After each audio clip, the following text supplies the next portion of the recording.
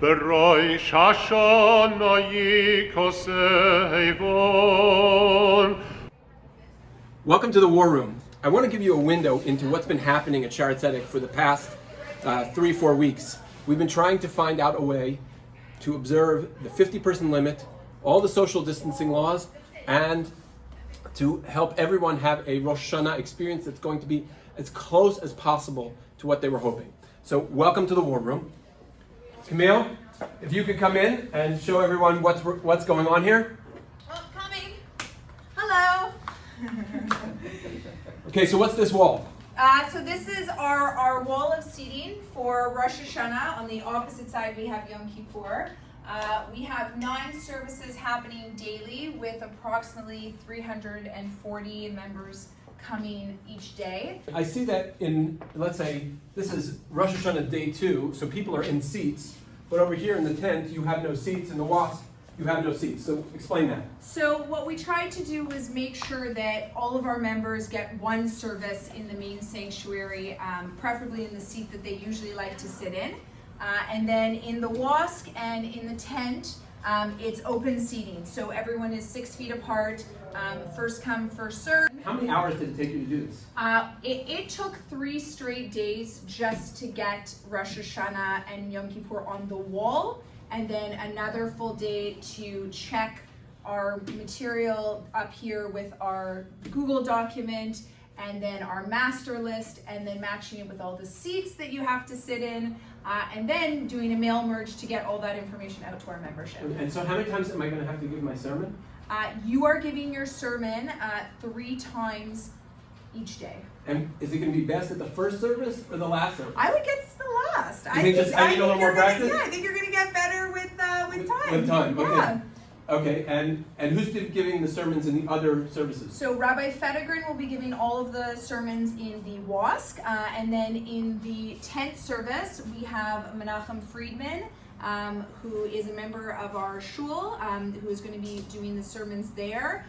We have Rabbi Glott coming to do the Chazanut in the WASC.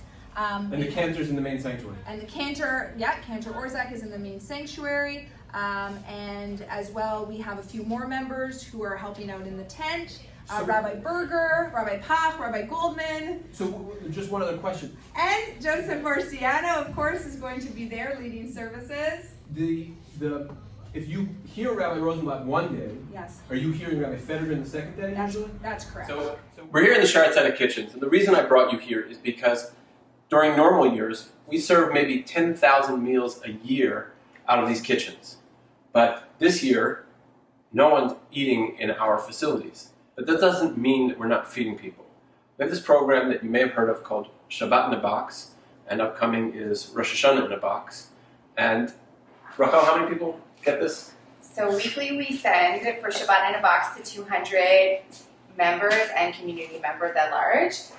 For Rosh Hashanah in a Box, we have 225 Shaare Zedek members and community members, and 220 Jewish Family Service members. So clients. about 450 meals you're producing. And counting. So I hear the phones ringing off the hook. You're bopping into the office every 5 minutes saying, another person called, Camille rolls her eyes, we can't afford this. And who are all these people who are calling you about Shabbos in a Box? So the list has grown exponentially over the last few months, especially since COVID hit. There is one story that really hit home for me and really comes to mind. A senior, a woman who was just diagnosed with breast cancer. Her family lives abroad. She actually doesn't even want to tell her children because she doesn't want them to worry. She's all alone here. And she doesn't have enough food. She can't pay her bills. And this Friday night dinner meal that comes every week has touched her, has brought a sense of warmth and comfort, and she feels part of the community. She feels part of a family that is bigger than just her own, because right now she's alone. She can't go out of the house. She's immunocompromised, and she needs the support and love, and that comes in different forms. And for her, it's food. It's a friendly, warm meal that comes on Friday, and it touches her, and she knows that there are people out there that care. Right, okay. As you know, Rachel runs in here every 20 minutes and tells you she has another Shabbat in the Box. And you say, no, we can't afford it. But somehow we figured that out. So how does the money work on Shabbat in the Box? So Shabbat in a Box is a very unique program for us. As you know, I'm sure Rahel mentioned, it started, I think this is our third year running it. And you know, the donors are fully behind this. Our congregation, members of the community at large, people from Toronto who have family living here, they can go online, they can call Rahel, they can call us in the office, and they make a donation in denominations of 25. So, you know, it varies. Thank God people have been very, very, very generous. It's totally donor funded. Wow. So we need a lot of donations. Yeah. Wow. Welcome to the sanctuary. I asked for a moment here to film so you have an idea of what it's going to be like. And I'm going to ask our cameraman to just pan to the right a little bit.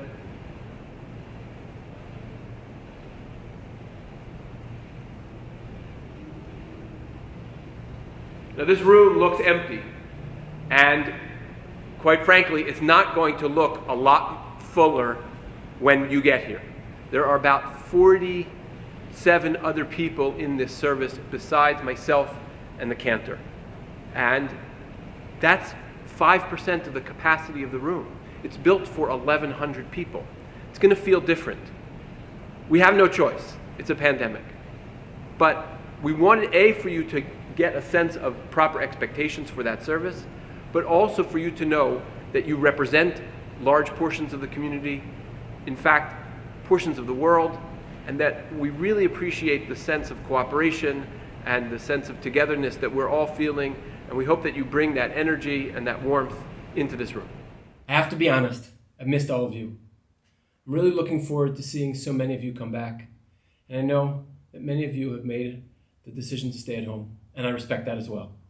And I hope that you enjoy all of our online offerings, the workbook that we're putting out, the various written materials, as well as our live stream, starting this Friday night at 5:30, which will have and feature what I consider the most important message that I can deliver on this high holidays. If you're looking for that sermon experience, it'll be there.